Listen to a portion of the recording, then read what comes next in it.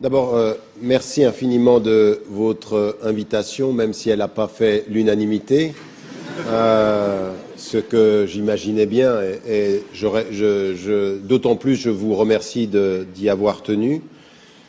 Je n'ai jamais refusé le débat, et ça fait plus de 25 ans que je suis engagé sur le débat de la position des musulmans, des occidentaux musulmans, de leur présence des États-Unis en Australie en passant par l'Europe, et je pense que ce débat est utile. Simplement, j'ai aussi appris que le débat est utile dans les conditions dans lesquelles il s'inscrit. En d'autres termes, la forme du débat est aussi importante que sa substance.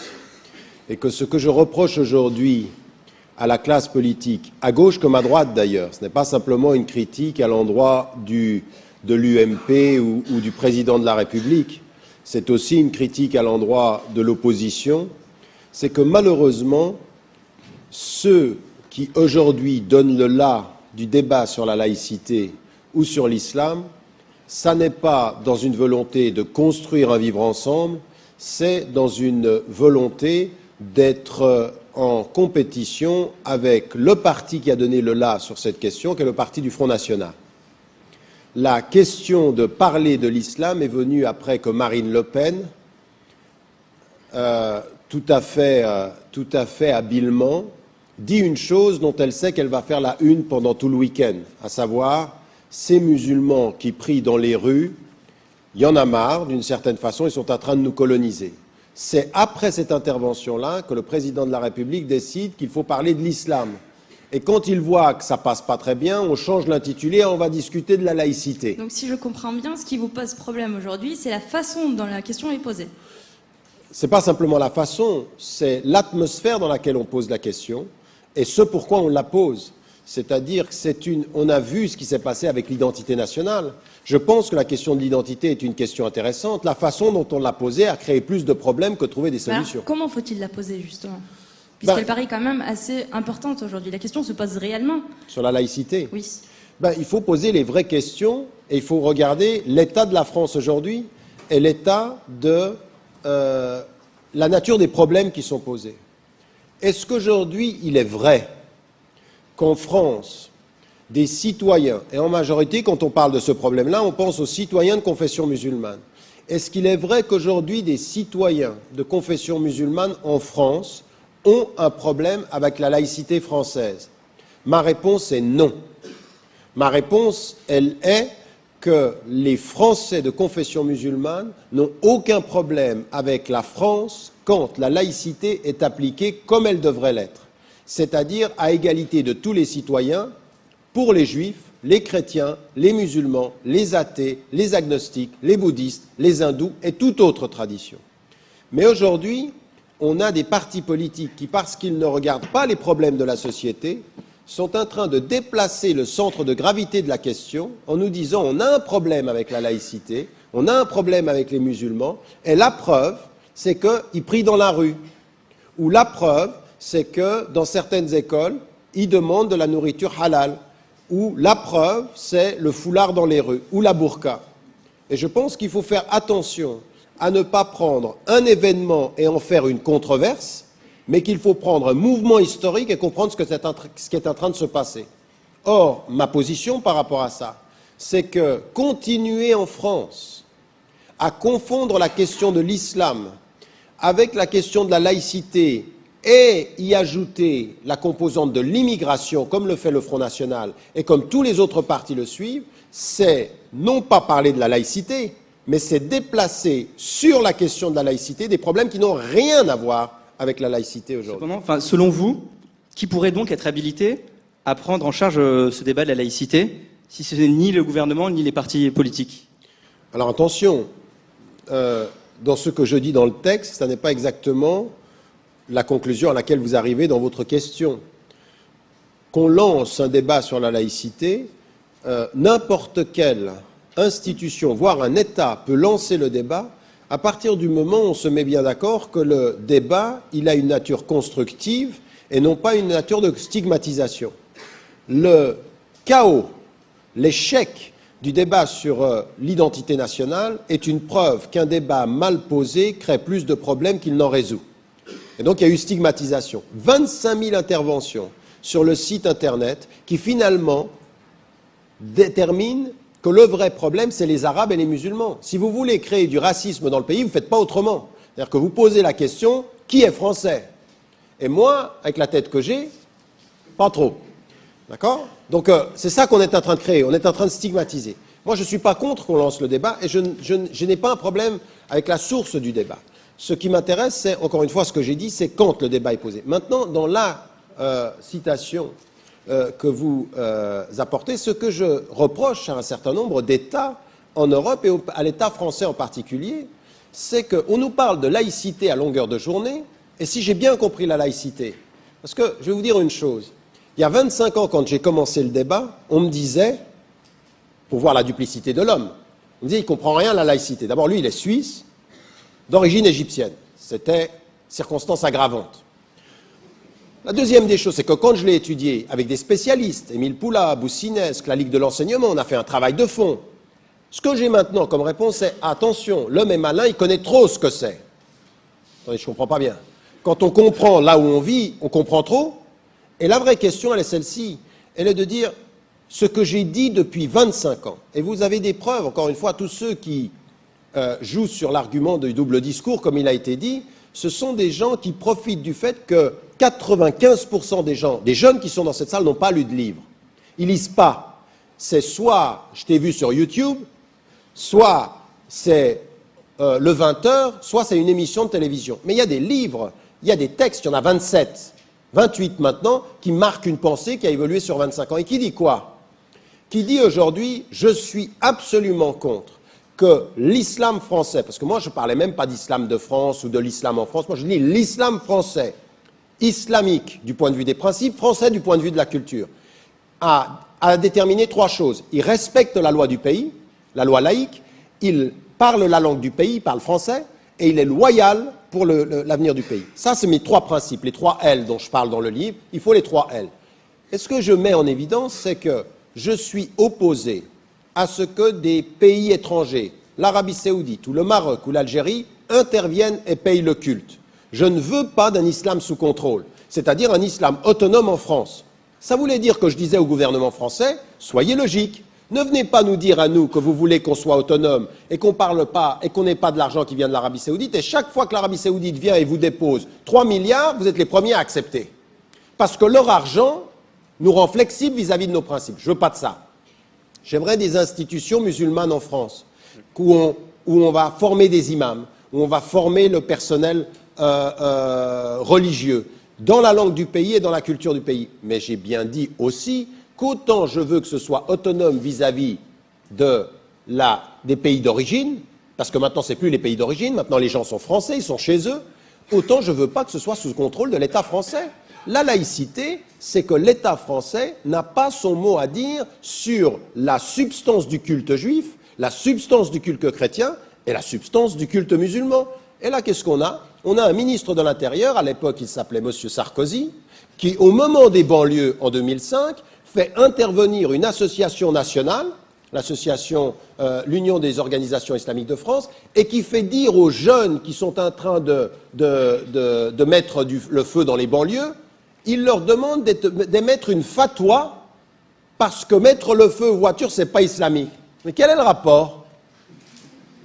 Comment se fait-il qu'un ministre de l'Intérieur se transforme en moufti des musulmans? Elle dit, mais faites votre travail. Les banlieues, ça n'a rien à voir avec l'islam. Le banlieue, c'est la question socio-économique de ce pays. Mais vous imaginez bien que ce discours-là que vous recevez, parce qu'il a une certaine logique, eh bien, il est gênant par rapport au pouvoir. Parce que je mets le doigt là où ça fait mal. Je mets le doigt en leur disant, vous êtes en train d'islamiser la question sociale dans ce pays. Les banlieues, c'est pas l'islam. Les banlieues, c'est pas d'habitat. C'est pas de travail. C'est la marginalisation sociale. Il se trouve que la majorité des gens sont d'origine d'Afrique du Nord et qui sont dans la paupérisation sociale.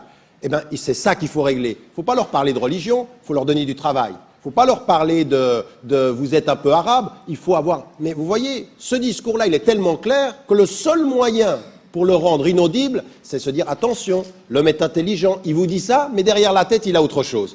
Donc moi, je n'ai pas le temps à perdre avec ça. Ce qui m'intéresse, c'est de dire je ne veux pas en France d'un islam sous contrôle de n'importe quelle république. Je veux que l'islam soit traité en France comme tous les autres cultes, à égalité de droits. Que sûrement vous avez évoqué tout à l'heure, beaucoup de hauts représentants religieux, je pense notamment à Monseigneur 23, archevêque de Paris, ou Tariq Oubrou, imam de Bordeaux, ont refusé de faire partie de ce débat. Doit-on voir là-dedans une preuve de la séparation stricte des églises et de l'État, ou au contraire un manque de dialogue dangereux, dans le sens où toutes les parties prenantes n'interviennent pas pour ce débat?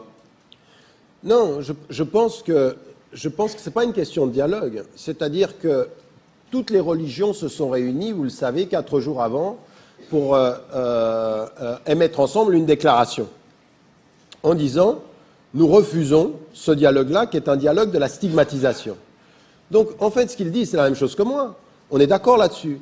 C'est-à-dire qu'il faut refuser qu'un dialogue soit lancé, non pas avec l'idée constructive de résoudre un problème, mais de marcher sur les plates-bandes. En fait, c'est un débat qui a pour fin, la finalité du débat, c'est pas comme vous pourriez le penser, vous et moi, on va travailler sur la laïcité et se poser des problèmes, essayer de résoudre les problèmes, c'est en fait de marcher sur les plates-bandes d'un parti qui est en train de devenir un parti très dangereux pour tous les partis français.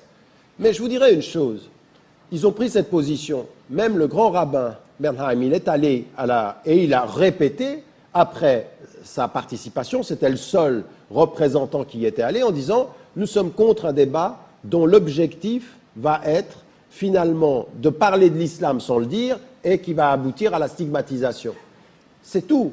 À partir de là, c'est ça qu'il faut critiquer. Et quand j'ai signé la pétition, moi j'ai signé une pétition, j'ai toujours dit, moi je signe une pétition en fonction du texte. Je ne demande pas qui a signé d'autres ce texte pour savoir si je vais le signer. Je ne suis pas d'accord avec tous ceux qui ont signé. Que Martine Aubry ou que M. Fabius ait retiré leur nom parce que le diable avait signé le texte, pour moi, dire mais si le diable, sur un texte, a raison parce que la substance du texte est bonne, ben signez. Vous signez un texte, vous ne signez pas la personne. Et donc, en l'occurrence, ils sont tombés dans un piège. Pourquoi? Parce qu'on est dans un débat politique. C'est ça mon problème aujourd'hui. En France, aujourd'hui, j'écris un texte sur mon site qui est de mettre en évidence l'indigence des débats politiques français aujourd'hui, où on est en train de se battre sur des formes, où on est en train de rentrer en compétition avec une femme extrêmement habile, Marine Le Pen, et qui est en train de mener la danse du débat politique. C'est elle qui donne le là. Et je viens de Suisse. Et j'ai juste exprimé une expérience. C'est qu'en Suisse, le premier parti de Suisse, il s'appelle l'UDC, l'Union démocratique du centre. Si vous vous souvenez, c'est le parti qui a fait une affiche avec 2 moutons blancs frappant de derrière un mouton noir et le mettant derrière. Ensuite, ils ont fait une deuxième affiche, ils ont fait le drapeau de la Suisse, ils ont transformé les minarets en missiles et au premier plan, une femme en burqa. Plus clair, tu peux pas. Ça veut dire, ils nous colonisent. Ce parti-là est devenu le premier parti de Suisse. Et il tient les propos. Et quand vous entendez Marine Le Pen s'est rapprochée de Freisinger, le porte-parole de ce parti-là, et ils gagnent du terrain. C'est-à-dire qu'ils sont en train de gagner du terrain. Je dis aujourd'hui en France, faites attention. Mais pourquoi ils sont en train de gagner du terrain, justement? Peut-être parce que la question se pose réellement. Non. Non, attendez, c'est pas parce que... Non. Savoir utiliser les questions qui font peur ne veut pas dire que la question que l'on pose est légitime. Aujourd'hui, il y a une chose que nous partageons tous, il faut la regarder en face. On est en train de parler de l'islam et on est en train de parler de l'immigration parce que nos populations en Europe sont traversées par des peurs. Ces peurs, elles sont de 4 natures, ou en tout cas, elles ont 4 causes. La première, c'est la globalisation. C'est le fait que quelque chose de plus grand que nous se décide ailleurs qu'au niveau national. Et donc, on voit l'Europe, on voit le G20, on voit qu'on est impliqué dans des décisions politiques qui ne sont pas décidées au niveau national. Le deuxième facteur, c'est l'immigration. Et ça fait peur à tout le monde. Pourquoi? Parce qu'aujourd'hui, l'Europe, statistiquement, le sait. Elle ne peut pas survivre économiquement sans immigrés. En d'autres termes, on a beau dire que les immigrés font un problème, on sait qu'économiquement, nul autre qu'eux font le travail que nous ne voulons pas faire. Et les statistiques de l'Union européenne sont claires, il nous faut entre 15 et 20 millions d'immigrés dans la prochaine génération pour la survie économique de l'Europe. Donc on a une nécessité économique et une résistance culturelle. Et donc ça fait peur, on se dit mais attendez, nos rues elles changent. Troisième facteur, la nouvelle visibilité des populations d'origine d'Afrique du Nord ou d'Afrique, et qui sont majoritairement musulmanes. Hier, on les appelait des Sénégalais, des Algériens, des Marocains, des Turcs. Maintenant, c'est tous des musulmans. Et donc, c'est devenu un facteur d'identification. On se dit, ils sont en train de nous coloniser. Quatrième facteur, et il est réel, il est aussi objectif, c'est la violence. C'est tout à coup une bombe qui frappe les États-Unis, qui frappe Madrid, et puis nos téléviseurs qui nous disent ce qui se passe en Afghanistan, qui nous disent ce qui se passe en Irak. Tout ça, ça fait peur. Quand vous êtes un politicien et que la seule chose qui vous intéresse, c'est de gagner les prochaines élections, si vous êtes un peu intelligent, vous allez utiliser ces peurs. Vous allez associer les choses. Ces musulmans ne sont pas vraiment français. Ils sont des immigrés. Après 4 générations, on dit de vous, mademoiselle, et de moi, vous êtes, et de vous. Je ne voulais pas. Moins de vous. Les apparences sont trompeuses, je ne sais pas, peut-être que vous avez des... Mais qu'est-ce qu'on dit? Vous êtes des Français d'origine immigrée. Et moi, ce que je dis à l'Europe, je dis, attendez, la différence entre vous et moi, c'est que moi, je suis simplement un immigré de plus jeune date. C'est-à-dire que la différence, vous êtes un immigré de plus longue date. C'est une question, parce que si on retourne dans votre famille, il y a sans doute quelqu'un qui a immigré quelque part. Sans doute. Mais on ne va pas faire votre généalogie, mais enfin...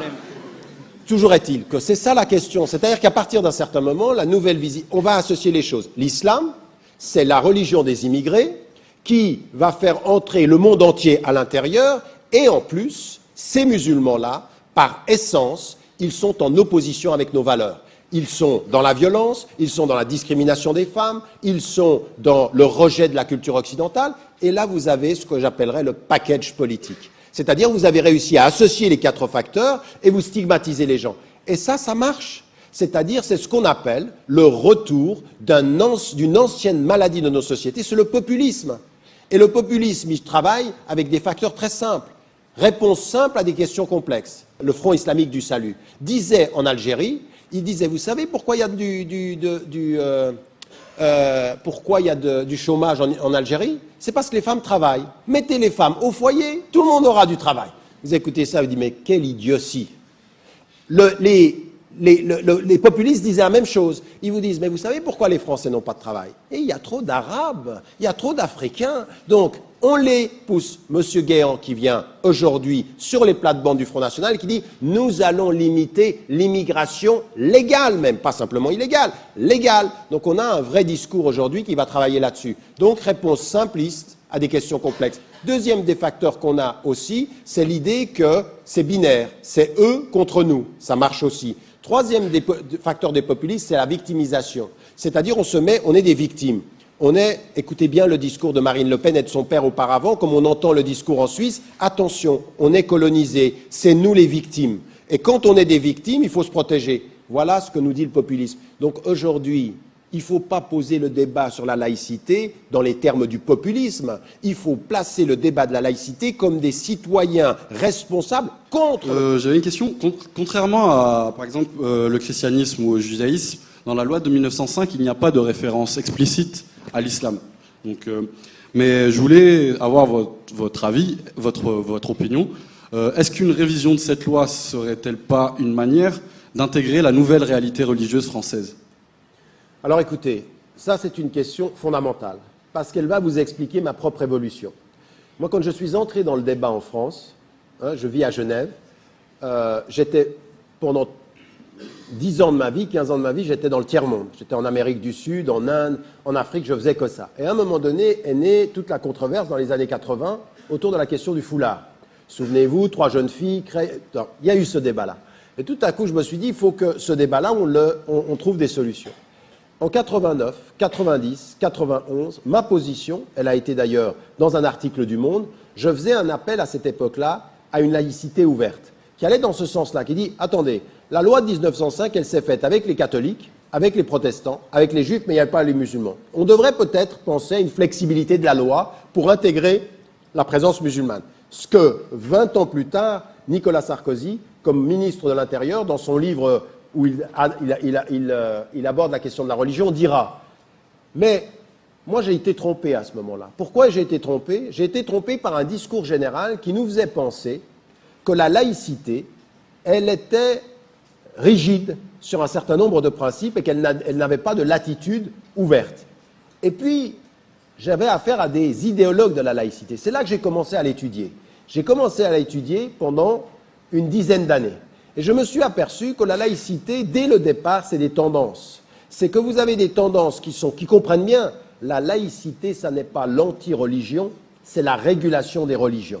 Et d'autres qui ont compris la laïcité idéologiquement, que la laïcité, ça voulait dire on ne veut pas de religion. D'ailleurs, cette formule de la laïcité sans religion, c'est celle qu'on connaît dans le monde majoritairement musulman, d'ailleurs, car parfois en arabe, on traduit la laïcité par el-ladiniya, c'est-à-dire pas de religion du tout.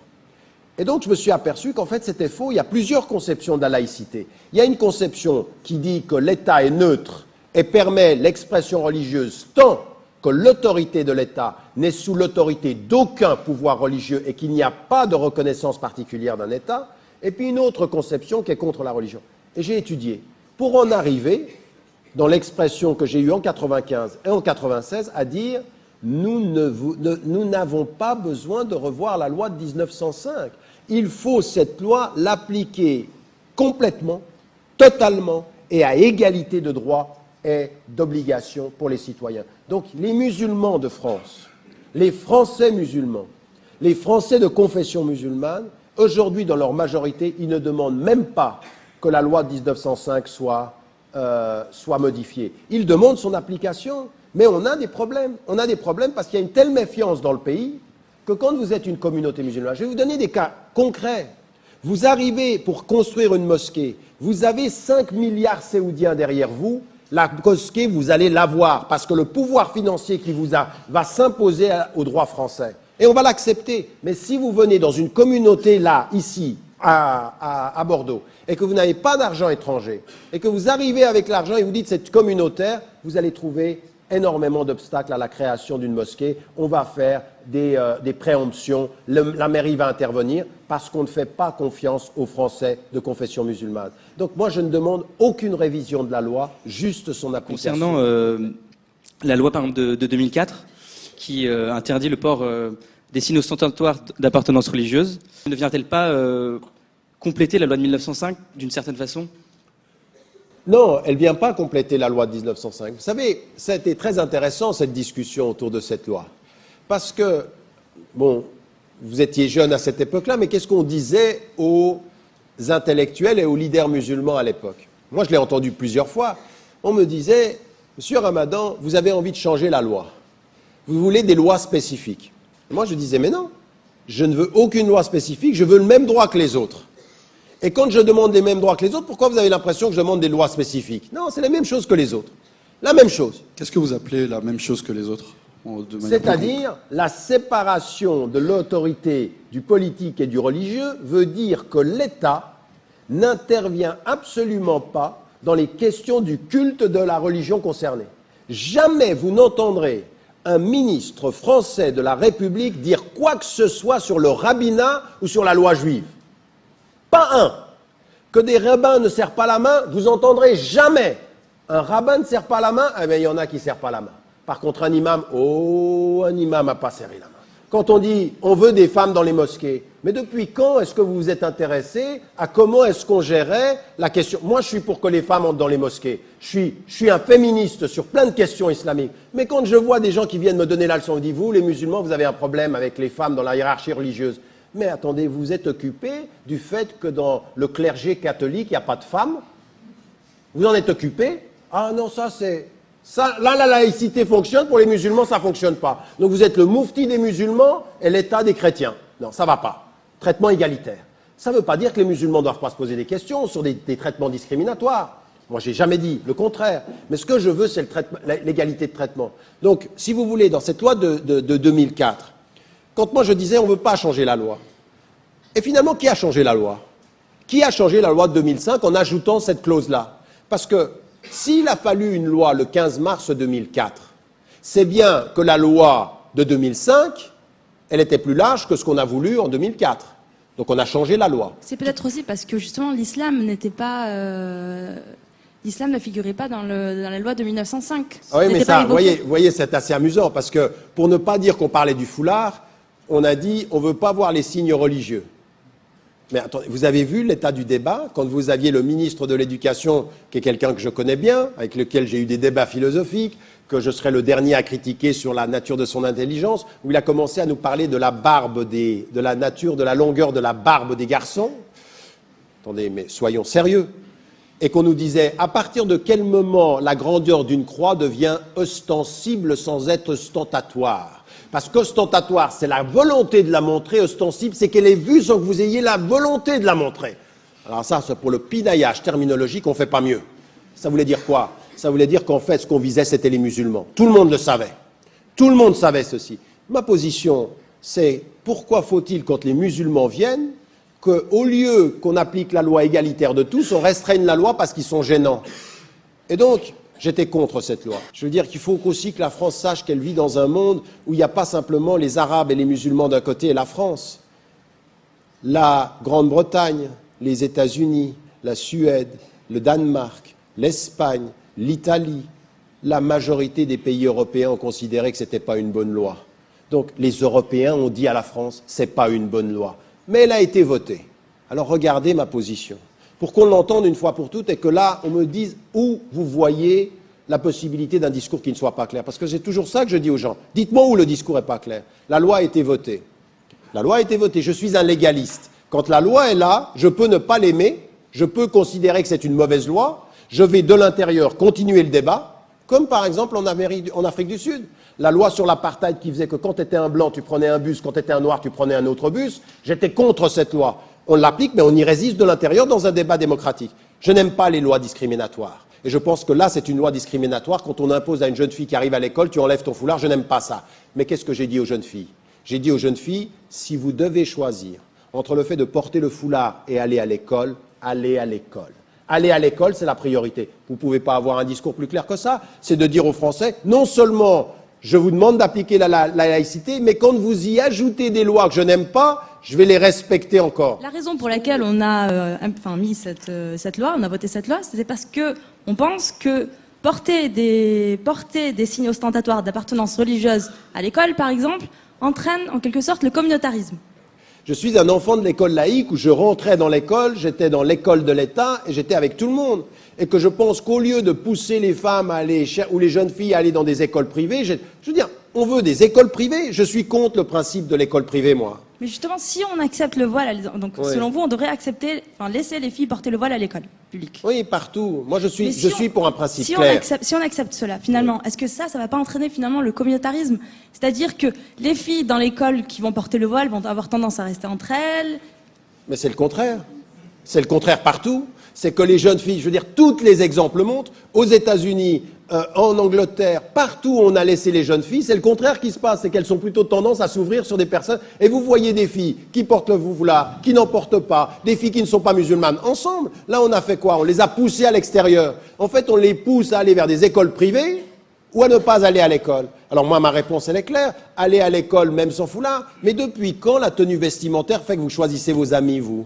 Je sais pas, moi, les personnes qui ont un style vont avoir tendance à rester avec des personnes qui ont leur style. Enfin, c'est quelque chose de normal, non? Mais écoutez, je vais vous dire une chose, juste si vous me permettez de répondre à ça. D'abord, je ne suis pas sûr que cette logique fonctionne. Moi, je ne vois pas des ordres de gens stylés d'une certaine façon dans les couloirs des écoles. Je ne crois pas. Je crois qu'on choisit ses amis sur d'autres considérations. Et même pour moi, je crois que c'est toujours mieux pour des jeunes filles qui portent le foulard ou pour des gens qui s'habillent de quelque façon que ce soit, d'être ensemble. Mais vous savez, au fond, tout ça, là, on est à la périphérie de la question. Parce que le but, c'était de dire... Moi, j'ai entendu des gens qui me disaient « l'école est un temple, c'est sacré, on ne vient pas avec des tenues particulières ». Je dis « attendez, ne transformez pas l'école en un lieu religieux où il y a du temple et du sacré. C'est un lieu d'échange et de la connaissance. Et moi, je veux que l'école... elle soit neutre, mais qu'on se mette d'accord sur la neutralité. Qu'est-ce que c'est que la neutralité de l'école? Est-ce que c'est dans la façon dont s'habillent les élèves ou est-ce que c'est dans la façon dont s'habillent les maîtres? Non. La neutralité, c'est dans la transmission de l'objet enseigné. C'est-à-dire que c'est ça qui doit être neutre. Écoutez, j'ai fait ma première thèse sur Nietzsche, qui a dit Dieu est mort. Je l'ai enseigné, Nietzsche. Je disais pas, Nietzsche a dit Dieu est mort, ce mécréant. Je disais, il a dit Dieu est mort, et j'expliquais sa philosophie avec le respect qui se doit à la pensée d'un homme qui a mis au centre de sa philosophie la souffrance comme mode d'être. C'est ça qui m'est demandé à moi comme enseignant, c'est de donner la matière de mon enseignement de façon neutre. Mais si les élèves confondent ma tenue vestimentaire avec ce que je dis, ou si moi je regarde leur tenue vestimentaire pour savoir comment fonctionne leur esprit, il y a une distorsion intellectuelle là. C'est une distorsion intellectuelle. Une fois, une jeune fille entre dans une salle, elle dit un truc hyper intéressant dans une discussion. Le type la regarde, il dit « Ah, mais ce que vous dites là, c'est hyper intéressant. » Du style « Avec ton foulard, tu réfléchis pas. » Mais on en est là. Cette discussion-là a amené ceci. Et moi, je suis assez d'accord avec Régis Debray, qui disait « Mais il faut aller jusqu'au bout. » Comment ça se fait que dans les écoles, quand vous arrivez avec une certaine tenue vestimentaire, si vous n'avez pas une croix trop visible, parce que là aussi, vous avez vu, vous, les gens qui avaient la croix de la même taille toujours ensemble, moi, je n'ai pas vu. Mais la croix, ou la kippa, ou le truc, on ne les veut pas. Mais vous rentrez à l'école, et sur l'école, vous avez Coca-Cola, vous avez Nike. Vous avez déjà vu quelqu'un qui dit « restez à la porte » ? Pourtant, ça, c'est pas neutre. C'est une vraie politique de la consommation. C'est quoi Coca-Cola? C'est une multinationale qui rentre à l'école. Et lui, il disait, on veut être neutre, il faut même ça, il faut l'interdire. À la limite, faire remettre l'uniforme. Non, on veut la neutralité du religieux, mais tu laisses entrer l'économique. L'économique n'est pas neutre. Par exemple, comment la laïcité peut-elle être appréhendée sans pour autant tomber dans un modèle de type anglo-saxon? Parce que je pense que c'est quand même une peur que les Français ont de ne pas tomber dans une communauté, dans un espace de vie qui ressemble à ce qu'on voit en Angleterre, par exemple. Comment elle pourrait gérer ça? D'abord, je vais vous dire une chose. Moi, je suis très critique. Je vis à Londres. Je suis très critique du modèle anglais qui a parqué les gens par origine ethnique et puis les gens restent un peu entre eux. Sauf dans certaines régions. Si vous allez à Londres, par exemple, Londres, c'est une ville très cosmopolite. Vous voyez des gens de toutes les couleurs partout, même si on a des secteurs quand même. Mais pour moi, ce n'est pas l'idéal. Et souvent, quand on a voulu me critiquer, on a dit, Tariq Ramadan, ce qu'il veut, c'est le modèle anglo-saxon. C'est qu'on n'a rien lu de ce que j'ai écrit sur la critique du modèle anglo-saxon. Mais si on veut résoudre le problème en France, ce n'est pas en agitant l'épouvantail anglo-saxon, c'est en regardant les problèmes. Quand vous vous promenez en France, et moi je le dis souvent à vos politiques et je le dis souvent aux gens, parce que souvent ceux qui disent ou qui me démonisent en public, c'est des gens que je vois en privé et qui veulent l'opinion parce qu'ils savent que je connais le terrain. Moi ça fait 25 ans que je parcours ce pays. Je suis allé pratiquement dans toutes les villes de France et il y a des endroits que je connais très très bien. Quand vous voyez la France, le problème de la France aujourd'hui, c'est effectivement qu'il y a de la ségrégation sociale. La ségrégation sociale qui sont ce qu'on a appelé les banlieues ou les cités, mais on a aussi des cités résidentielles où il n'y a que des très blancs, de classe moyenne et qui ne se mélangent pas. On a aujourd'hui une société très sectarisée, très basée sur la ségrégation. Et on regarde l'Angleterre et on dit nous on ne veut pas de ségrégation ethnique comme vous. Mais quand on regarde la France, on se regarde mal. Ce qui est en train de se passer en France, c'est que c'est peut-être pas forcément fondé sur l'origine ethnique, mais c'est sur le statut social. Vous avez des lieux où les gens sont des pauvres. C'est des gens où il y a de la violence, où il y a de la drogue, où il y a des vrais problèmes sociaux. Et donc, comment on va résoudre ça? En disant simplement l'unité de la République en le clamant ou en ayant une vraie politique de l'union de la République. L'unité de la République, si vous voulez mon avis là-dessus, et c'est ce que j'ai écrit dans une lettre à Libération, lettre ouverte au ministre de l'Éducation et au ministre de l'Intérieur. Il faut deux axes essentiels. Le premier, c'est une politique urbaine. Et la politique urbaine, ce doit être une politique de mixité sociale. C'est-à-dire qu'il faut casser ces banlieues et il faut faire sortir les gens de ces lieux-là. Il faut accepter la mixité sociale. Ça veut dire qu'il faut arrêter, quand vous vous appelez, moi si j'appelle aujourd'hui un appartement qui est dans une zone résidentielle, classe moyenne, majoritairement des Français de souche, comme on dit. Encore une fois, des immigrés de plus longue date. Donc, si j'appelle avec, j'ai pas d'accent, enfin on va peut-être se dire il est un peu suisse. Mais quand je vais, on va peut-être me dire l'appartement est libre. J'y vais, on voit ma tête, l'appartement il est pris. Combien il y en a qui vivent avec ça? Cette discrimination à l'habitat. Ça, il faut le résoudre. La mixité sociale passe par des politiques urbaines où on casse ces ghettos géographiques. Deuxième des choses, une vraie politique éducative. Une vraie politique éducative. Moi, j'ai parlé avec des inspecteurs de l'enseignement qui vous disent, vous allez dans des lieux, c'est des classes où vous envoyez des profs qui ne sont pas formés, éduquer des jeunes qui sont impossibles. Ils sont impossibles parce qu'il n'y a pas de discipline, parce que c'est difficile.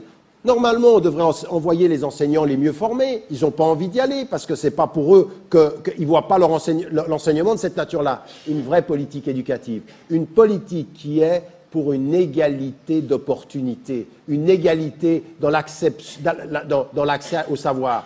Où elles sont ces politiques éducatives? 2005 est passé par là. La France était à feu et à sang. Dites-moi concrètement ce qui a été fait dans les banlieues qui ait permis une politique urbaine et une politique sociale digne de ce nom. Si ce n'est de nous ramener chaque 3 ans la laïcité, les musulmans, le problème. C'est pas ça le problème de la France. Donc moi, si je veux pas de l'exemple français, je commence pas à islamiser les problèmes. Je commence à poser les problèmes en tant que Français.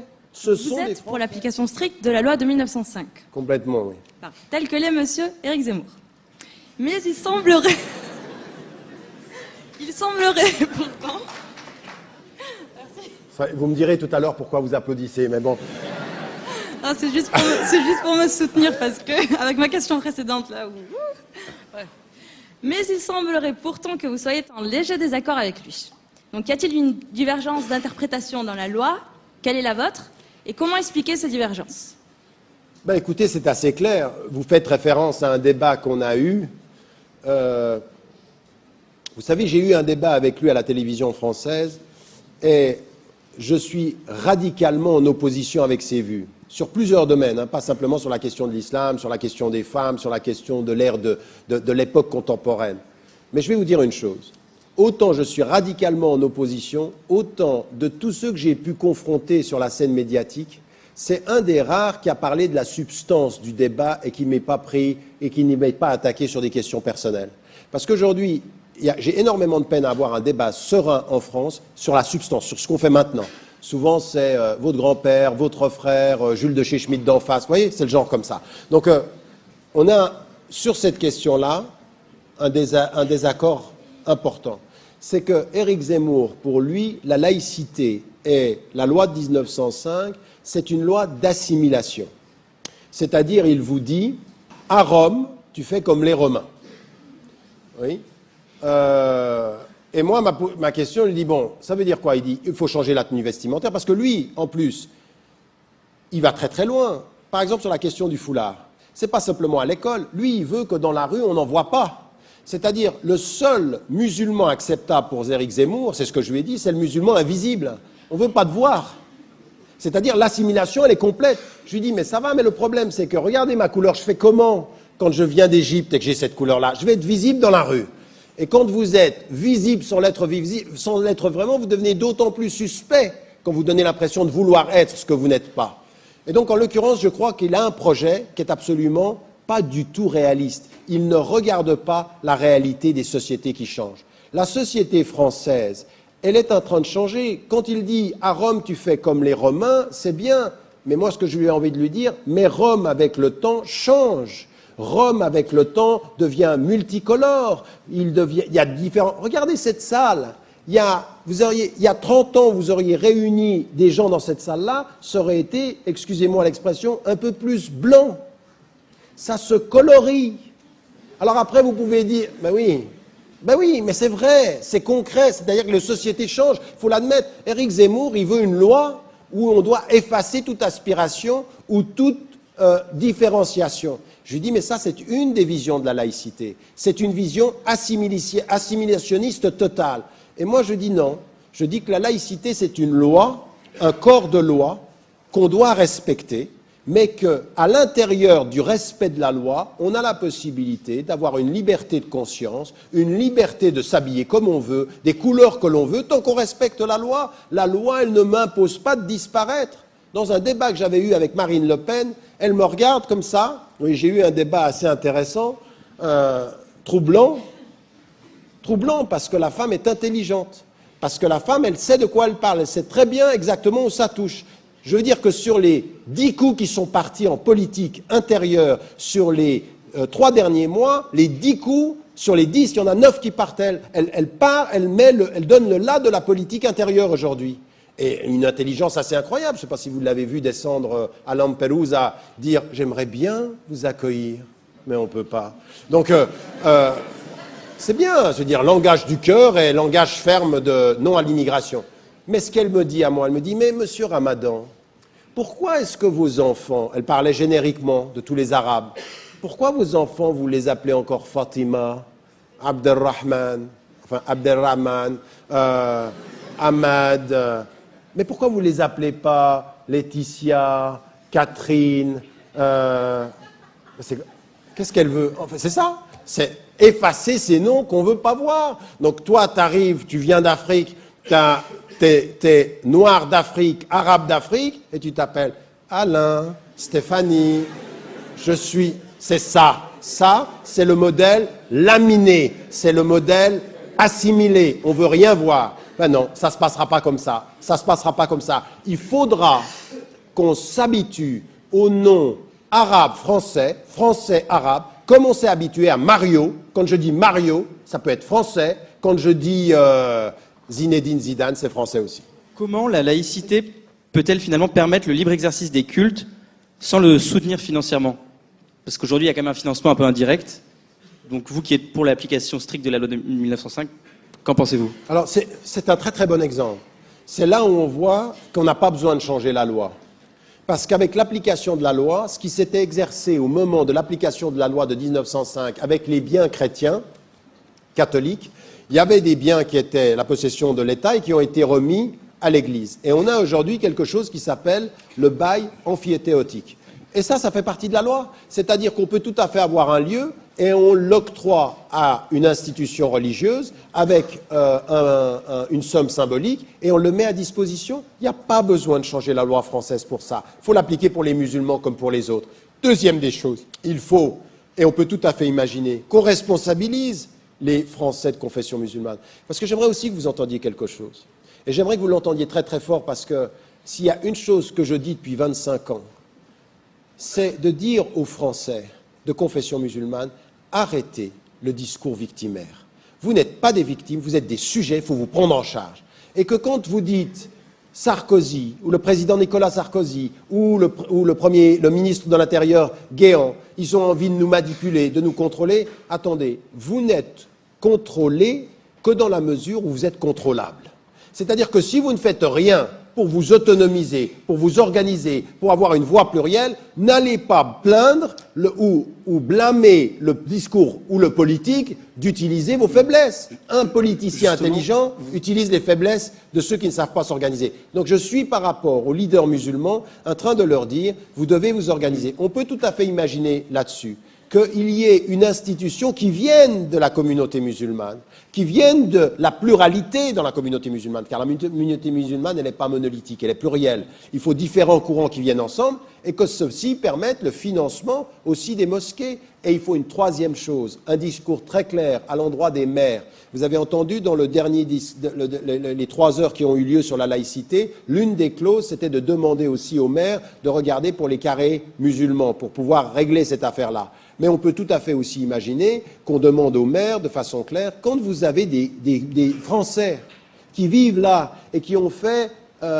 capitalisé, qui ont cherché de l'argent et qui viennent avec l'argent pour construire des mosquées, eh bien, il faut que de ce point de vue-là, qu'on leur fasse confiance et qu'on leur permette de construire, non pas que l'on préempte pour les empêcher. Et il faut que les musulmans comprennent, vous n'êtes pas obligés d'avoir des mosquées cathédrales. Vous avez simplement besoin de mosquées qui répondent aux besoins de la communauté et faites-les dans la culture française. Mais ça, vous voyez, ce discours qui vient d'apparaître maintenant, je l'ai écrit dans des livres il y a 20 ans, où je disais, une mosquée en France peut prendre les couleurs de l'architecture française. Vous allez à Oxford, où je travaille, à l'université, vous avez un lieu qui s'est fondu dans l'architecture. Mais c'est ça qui est intéressant. On veut des Français créatifs, c'est-à-dire qu'ils pensent une mosquée avec les principes islamiques et l'architecture française, et pas aller en Andalousie pour montrer combien nous étions créatifs au Moyen-Âge, qui prouve combien nous ne le sommes plus à l'époque moderne. Parce que c'est ce qu'on est en train de faire. On dit l'Alhambra extraordinaire. Oui, mais c'est l'Alhambra, ça fait Ça fait des siècles. Et donc maintenant, ce qu'il faut, c'est qu'on crée quelque chose qui soit à cette mesure-là. Moi, j'ai aucun problème avec le fait qu'il n'y ait pas de minaret. Vous voyez pourquoi c'est très important la façon. Quand on nous a critiqué sur les minarets, j'ai répondu, moi, à l'UDC en leur disant « Mais ce n'est pas une obligation de l'islam, le minaret. Mais la façon dont vous posez les questions, c'est qu'en fait, vous voulez que disparaissent les signes visibles des musulmans. C'est là que ça pose un problème. » Donc moi, encore une fois, de ce point de vue-là, c'est dans cette ligne que je serai. On a tous les moyens de répondre, je peux vous le dire, mais vraiment, et je mets au défi n'importe quel politique de me prouver le contraire, en 15 ans, en France, on a les moyens de l'intérieur, dans le respect de la laïcité française, sans aucun changement de la loi, de produire l'autonomisation de l'institution des mosquées en France au point que dans 15 ans, il n'y ait plus personne qui prie dans la rue. On n'a pas besoin de changer la loi, il faut simplement régler le problème de l'intérieur. Dans votre livre, Mon intime conviction, dans un chapitre intitulé Défi, donc c'est exactement de ça dont on parle, il est urgent de cesser de blâmer la société qui ne nous aime pas, l'islamophobie ou encore le racisme, et de justifier ainsi une passivité coupable. Vous parlez de passivité coupable. Est-ce que ça ne serait pas ce qui est en train de se passer un peu en ce moment, quand on a un débat peut-être m'a posé? Est-ce qu'il n'y a pas quelque part un manque de volonté ou un manque voire de courage de cette communauté face à ces questions pour rendre audible leur point de vue et leur discours? Je suis d'accord sur la critique générale de l'attitude des musulmans et de ce sentiment victimaire, mais pas sur cette question-là. Je pense que sur cette question-là, au contraire, il y a eu presque, étonnamment, et de façon assez saine, un consensus dans toutes les tendances musulmanes, le CFCM et les autres, de dire ce discours-là, dans ces termes-là, on n'en veut pas. On ne rentre pas là-dedans. Et on l'a fait avec les autres religions. Donc au contraire, là, ce n'est pas une passivité coupable. D'une certaine façon, encore une fois, il y a des débats, la façon dont les termes sont posés sont viciés. Il ne faut pas y être. Ça, on n'en veut pas. Ce que vous faites là, ça n'a rien à voir avec un débat constructif sur la laïcité. Ne prenez pas ce dernier débat comme un exemple de la passivité et du désaccord, parce qu'au contraire, ça a été une position active et ordonnée. On est contre. Et je pense que c'était juste. Parce qu'aujourd'hui, ce débat, il n'a été produit que par réaction à l'avancée statistiquement prouvée du Front National sur le terrain. Le débat sur l'islam, la laïcité et l'identité nationale n'ont rien à voir avec un vrai débat construit. C'était la tendance de l'ouverture à droite après que l'ouverture à gauche ait échoué. Ça, c'est autre chose. Alors, encore une fois, il y a des jeux politiques, il y a le gouvernement qui utilise telle personne ou telle personne. Ça, on le sait. Mais, encore une fois, on est utilisé dans la mesure où on est utilisable. Et là, ce qu'il faut, c'est qu'en matière de représentation religieuse, les musulmanes et les musulmans fassent un vrai travail. Que sur les questions comme celle-ci, je pense qu'il y a un vrai... Attendez, encore une fois, sur le discours sur la laïcité, le discours majoritaire des organisations qui sont présentes en France, c'est de dire on n'a aucun problème avec la laïcité. On n'a aucun problème avec la laïcité, on accepte le cadre légal. Donc arrêtons de parler de ça et parlons des vrais problèmes. Pardon. Mais, encore une fois, les vrais problèmes ne sont pas forcément religieux, et quand il faut une voie religieuse, c'est aux musulmans de faire ce travail-là. Donc on a un problème, dans un autre livre que vous n'avez pas cité, qui s'appelle « La réforme radicale », qui est aujourd'hui, finalement, le livre sur lequel je mets tous mes efforts. Dans les 10 prochaines années, je vais traduire dans les faits ce livre-là, et qui appelle à un déplacement du centre de gravité de l'autorité en islam, où je veux des spécialistes du contexte qui viennent apporter leur contribution aux spécialistes du texte, parce que les spécialistes du texte ne comprennent pas le contexte dans lequel appliquer. Donc je suis dans un vrai travail de réforme interne là-dessus. Mais ce travail-là, qui doit être fait, qui doit aller dans ce sens-là, par rapport à la représentation, je mets dans ce livre-là que l'autorité musulmane est en crise. Qu'aujourd'hui, au niveau international comme au niveau national, on ne sait pas qui parle au nom des musulmans. Et que les premiers responsables de ceci, c'est à eux de faire ce travail-là. Donc, je n'ai absolument pas d'attitude uniquement de critique par rapport aux sociétés occidentales, mais un vrai travail interne, je le dis sur 3 points. La question de la crise de l'autorité, la question des femmes et du leadership féminin à l'intérieur des communautés musulmanes aujourd'hui, et toute la question aujourd'hui du vrai rapport à l'autonomie de la personne, du sujet. Ça, ce sont des questions fondamentales qu'il faut qu'on aborde et qu'on aborde dans de nouvelles plateformes où se questionne cette représentation. Aujourd'hui, vous faites pour rompre ou essayer de rompre avec l'image d'intellectuel controversé qui finalement vous suit. Et quel effort vous faites pour... Bah, écoutez, c'est difficile. Quand vous commencez par me présenter comme un intellectuel controversé, elle ne me suit pas, elle me précède carrément. Donc, écoutez, je vais vous dire une chose qui est simple. J'en parle dans le livre. Et ce qui se passe ici, le fait que je sois dans cette école et qu'on m'ait reçu ici, c'est pour ça qu'il faut que j'en salue les autorités. La France est le seul pays où, dans les 10 dernières années, je ne suis intervenu que 2 fois dans le cadre académique. C'est le seul pays. En Angleterre, je suis considéré comme un intellectuel de l'apaisement, de l'ouverture. Aux États-Unis, je pars dimanche aux États-Unis. Les 8 universités les plus importantes, je vais y intervenir, donc je fais ce travail critique. Et donc je ne suis pas du tout perçu comme autant controversé, même si la France a essayé, par l'intermédiaire de certains politiques, d'amener cette position-là, ou ce questionnement-là, cette duplicité-là, au niveau européen. Ça ne marche pas. Ça ne marche pas parce que j'ai 25 ans de travail qui montrent ça. Aujourd'hui, en France, ce que j'entends, c'est que je ne suis peut-être même pas un intellectuel, je ne suis sans doute pas un théologien, je suis la moitié d'un philosophe, pas vraiment français, enfin je suis la moitié de tout, ou presque rien, pour utiliser la formule de Jean Kelevitch. Donc, moi ça ne m'intéresse pas. Ce qui m'intéresse aujourd'hui, ce n'est pas de répondre à ça.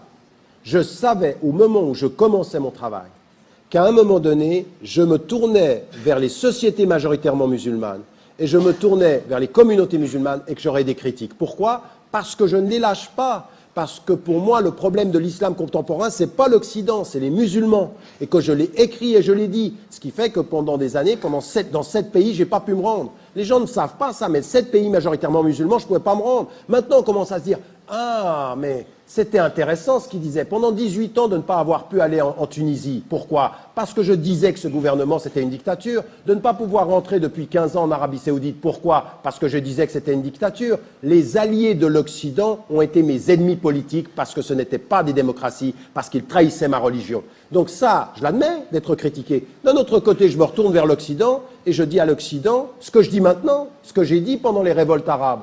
C'est bien beau maintenant de venir nous expliquer la démocratie. Pendant 30 ans, vous avez dealé avec des dictatures, que vous étiez l'ami de Ben Ali, que vous avez été l'ami de Kadhafi qui vient mettre sa tente en plein milieu de Paris et que tout le monde se tait, tente ou pas, parce qu'il a le pétrole qui nous fait accepter sa tente.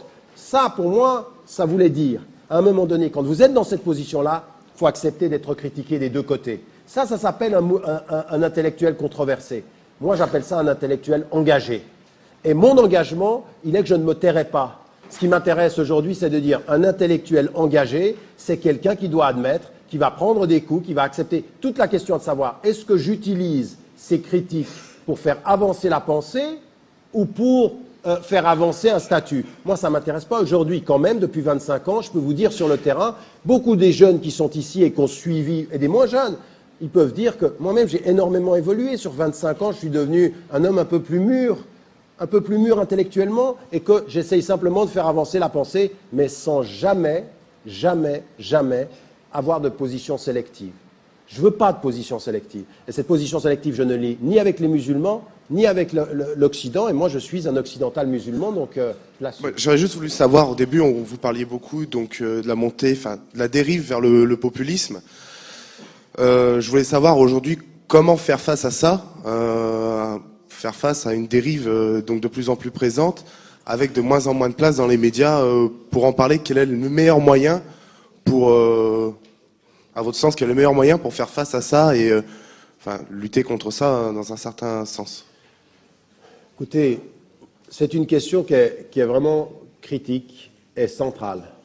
Et je vais vous dire une chose, moi je suis même pas sûr aujourd'hui d'avoir trouvé une réponse définitive, j'ai des bribes de réponse. Vous savez, je suis tellement pour le dialogue, je suis tellement pour confronter les idées. J'ai été habitué qu'à ça, moi. Je suis rentré dans la vie active par le fait du dialogue tout le temps. Je veux dire, quand j'étais avec les théologiens de la libération en Amérique du Sud, j'étais tout le temps dans le dialogue et dans l'action, j'ai connu que ça. Et j'avais un principe, c'est qu'il faut dialoguer et confronter ses vues avec tout le monde. Et j'allais, très tôt, je suis allé confronter les vues de l'extrême droite suisse, des populistes, voire même ici, moi, quand on m'a dit de faire un débat avec Le Pen, père, j'y allais. Et en Angleterre, avec le BNP, le British National Party, j'allais. Puis à un moment donné, j'ai été interpellé par des gens qui sont dans l'opposition et qui m'ont dit « c'est une erreur stratégique que de discuter avec ces gens, parce que toi, tu es dans le rationnel et eux, ils sont dans l'émotionnel. Ils sont dans la politique émotionnelle. » Et en fait, à un moment donné, j'étais confronté au porte-parole de l'UDC en Suisse, dans un débat, et ses arguments étaient faibles. J'étais même pas bon, il n'était pas bon lui. Et en même temps, le fait qu'il soit si mauvais par rapport à moi a fait que dans l'image, je suis paru plus dangereux que lui. Donc, le fait que je gagne par le débat m'a fait perdre par le politique. Et après, j'ai réfléchi, j'ai dit, mais est-ce qu'il faut confronter les vues avec tout le monde? Est-ce qu'il faut débattre avec tout le monde? Est-ce qu'il faut donner une tribune à tout le monde sur la question des minarets, par exemple? Tous les partis suisses étaient opposés aux minarets, au référendum sur les minarets, à part ce parti-là. Et on était tous ensemble, et tout le monde était contre ceci, mais j'entendais les autres qui étaient frileux par rapport à l'UDC qui disait l'islam est un danger, la charia qui va s'imposer en Suisse, ils vont nous coloniser, et eux qui disaient on est contre le référendum, mais ça ne veut pas dire qu'on va se taire sur la question des femmes, sur la question... Et le public entend ça, il est finalement d'accord avec les populistes. Parce que c'est ce que j'ai appelé dans un texte je l'ai publié sur mon site, ça s'appelle la seconde proposition. C'est-à-dire, vous dites, on est contre le référendum dans la première proposition, mais on ne va pas se taire sur la question des femmes en islam. La seconde proposition a annulé la première proposition. Et ça m'amène à dire aujourd'hui, en termes de débat politique, je n'ai pas de réponse. Je pense aujourd'hui que j'ai évolué sur cette question-là, qu'il ne faut pas prêter de tribune à des personnes où, quand vous êtes dans le rationnel, ils vont gagner par l'émotionnel. Ça me pose un problème. Mais ça veut dire aussi que ce que vous êtes en train de faire là, ici, dans une institution comme celle-là, ou dans les universités, vous regardez cette salle, elle est plurielle. Elle est la France. La France, c'est ça. La France, c'est ces couleurs-là. Qu'à un moment donné, que nous tous ici, nous comprenions comme citoyens. C'est ce que j'ai essayé de traduire dans un autre livre. Dans un autre livre qui s'appelle « L'autre en nous pour une philosophie du pluralisme ». C'est-à-dire de venir avec nos valeurs communes et de se dire quel est le danger aujourd'hui. Le danger, ce n'est pas l'islam en France. Le danger, ce n'est pas le religieux en France. Le danger aujourd'hui, c'est le populisme. C'est la politique émotionnelle, la politique de la peur, la politique de la victime. C'est ça le danger. C'est des gens qui vous font croire que c'est l'étranger qui vous prend votre travail. C'est des gens qui vont pas d'immigration, qui veulent aujourd'hui contre l'immigration clandestine, mais qui acceptent l'exploitation.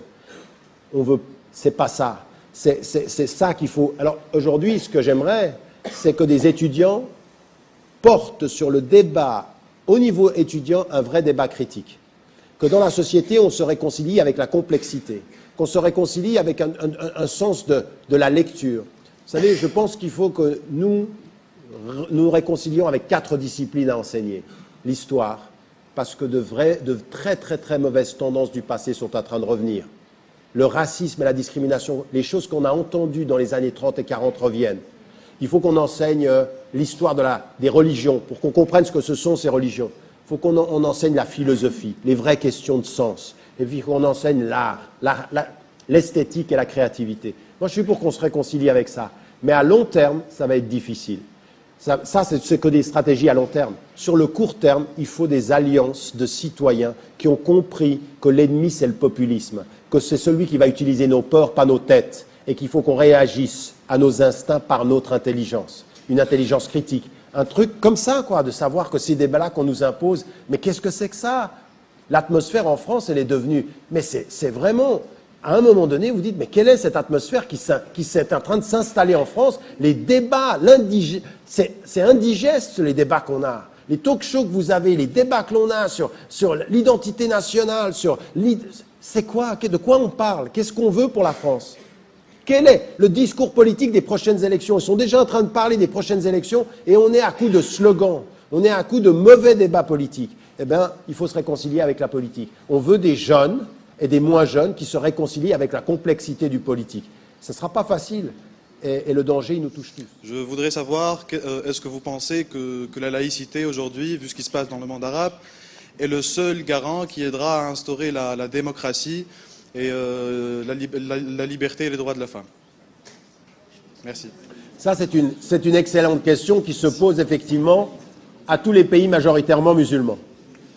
Et ma position par rapport à celle-ci, elle a été claire. Je suis dans le soutien total de tous les processus de démocratisation. Et je pense qu'aujourd'hui, les sociétés majoritairement musulmanes doivent aller vers quelque chose qui est un État civil. C'est-à-dire, effectivement, le fait qu'il n'y ait pas d'imposition d'une religion sur l'ensemble des autres, mais quelque chose qui soit quelque chose qui, en plus, si on lisait, encore je ne parle pas de vous, mais des choses que j'ai exprimées très très tôt dans un livre qui s'appelle Le face-à-face des civilisations, quel projet pour quelle modernité, dans la réforme radicale, dans les articles que j'ai écrits dans tout le processus, parce que là j'ai suivi tout ça de façon très très proche, eh bien, je mettais en évidence qu'il n'y a rien en islam qui s'oppose sur la séparation des autorités. Il n'y a rien en islam qui s'y oppose. Et que, je dis simplement une chose à l'Occident, n'exportez pas dans le monde majoritairement musulman des mots qui, dans le monde majoritairement musulman, n'ont pas du tout la même connotation. Raison pour laquelle je vous parle d'état civil qui distingue les autorités de façon claire, sans opposition de la religion, ce qu'on appelle el dawla et el madaniya en arabe. Ça, pour moi, j'ai aucun problème. Et dans le débat critique que j'ai, même avec des courants qui sont historiquement plus liés à l'islam politique, je leur dis, ça, c'est important parce qu'il y a 5 principes sur lesquels il ne faut pas que l'on transige.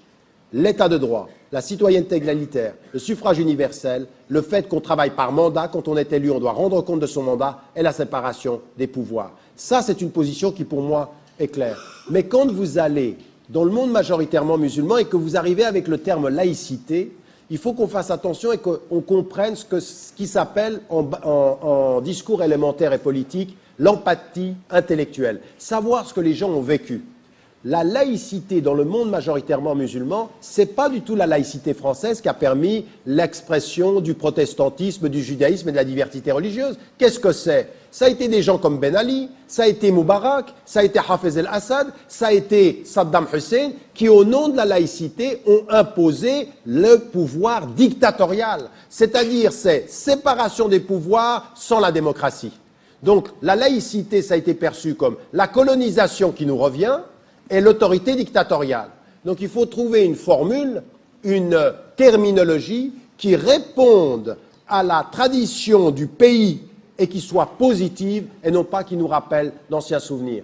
Atatürk, même aujourd'hui, qu'on dit le garant de la laïcité en Turquie, c'est à coup de trick.